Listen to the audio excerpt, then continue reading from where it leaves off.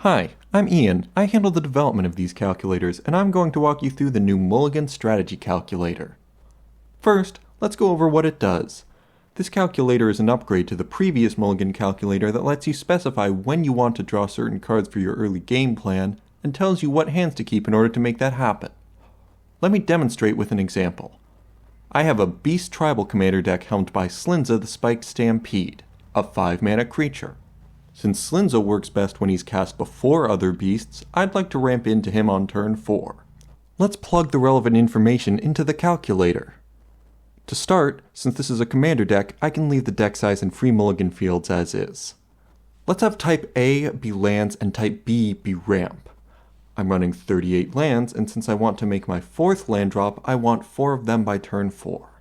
I'm running 13 ramp pieces, and since I want to play one of them before I cast Slinza, I need one of them by turn 3. Finally, this penalty value is here to tell the calculator that we don't like discarding cards. We'll leave this at 20% for now, but later we'll use this to decide how aggressively we want to mulligan. Now that we've filled all that in, let's hit compute and have it find the optimal strategy to get the opening we want. This gave us a lot of information, so let's break this down line by line. First, it tells us the overall success rate of the strategy it found. Its success rate is 67%, but that's with the cost of discarding cards factored in. We will actually get our turn 4 Slinza opening around 74% of the time. Next, it tells us how adding extra cards would improve this. Adding an extra land or ramp would each add around 2.2% to our success rate, so our categories are balanced, but we may want to add a few more to them. Next, we have the strategy table, which lists the different opening hands we can draw and when we should keep them, along with how often we draw them and how often they get us where we need. Let's work our way down from most to least successful. 4 lands and 1 ramp gives us everything we need, so we'll always want to keep that. 3 lands and 1 ramp are close enough to depend on, so we'll keep that as well. 2 lands and 1 ramp is a little dicey, so we'll wait until our free mulligan to keep it. 4 lands and no ramp is even more questionable, and just barely keepable after our free mulligan. Past that, hands with 3 lands and no ramp or 1 land and 1 ramp become keepable only once things start to get a little more desperate.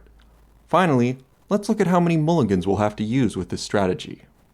Overall, we'll have to mulligan around once per game, and on average, we'll only lose about a third of a card. If we look at the distribution of our mulligans, we see that we usually get a keepable hand in the first 2, with 75% of our games starting with a hand of 7. When we do have to discard, we keep most of our hands of 6, and the chances of going to 5 or 4 quickly approach 0. So, what do we make of all of this? Well, our success rate leaves something to be desired, but the number of mulligans we take is still pretty comfortable. We can see how a more aggressive mulligan policy suits us by reducing the penalty for non-free mulligans to 15%. With that, our reported success rate jumps a little over 2%, while the true success rate jumps almost 4%. This jump in the true value tells us that this new policy is indeed taking more mulligans to get better hands. If we look at the strategy table, we can see that it got pickier about hands with no ramp, waiting until after going to 6 to keep hands with 4 lands and no ramp, and pushing the other last resort hands back a mulligan as well. This of course affects the number of mulligans we take, and while the numbers are still similar, they do feature more openings where we have to discard down to 5 or 4. This still isn't bad, but it doesn't hurt to leave some wiggle room if you find yourself using mulligans for other reasons such as mana color. It can also be worth it to increase this penalty instead if you want to conserve mulligans for these other reasons. When it comes to picking a value for this penalty, I'd recommend keeping it between 10 and 40%. Picking an extreme value will typically lead to a strategy that either tosses decent hands or keeps bad ones. I'd also advise against changing it on the fly too much, whether that's to get a set amount of mulligans or to reach a certain success rate. Feel free to experiment with different values to find one that feels good, but if you're looking to improve the performance of your deck, this is not the first thing you should change. Instead, let's see where we can get with a few changes to our deck.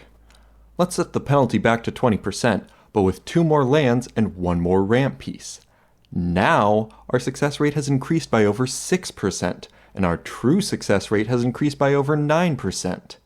This is once again due to our strategy getting pickier and using more mulligans, but now it's picky because we have better options. We can keep adding cards and increasing our success rate, but we need to pick a stopping point somewhere. This can be a matter of personal risk tolerance, but I'd recommend somewhere between 70 and 80% for the success rate, including penalties. The true success rate may seem more important, but I argue that it's better to factor the cost of discarding into our expectations than it is to ignore it at the very end. That's about it for the core functionality of the calculator, but there's one last tip I thought I'd throw in. This calculator treats all categories with an equal all or nothing importance, but we might want it to prioritize certain categories over others.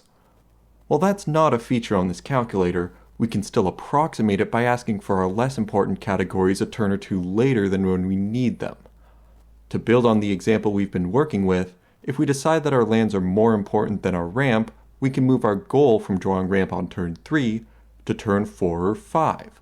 Now, while we still care about ramp, that extra turn or two will soften the impact of missing one of our ramp pieces and shift the priority over to lands. Thanks for watching, and thanks for using my calculators. If you have any questions or suggestions, we have a dedicated channel for that on the Salubrious Snail Discord server. Now, if you'll excuse me, I've got a few beasts I need to send to a farm upstate.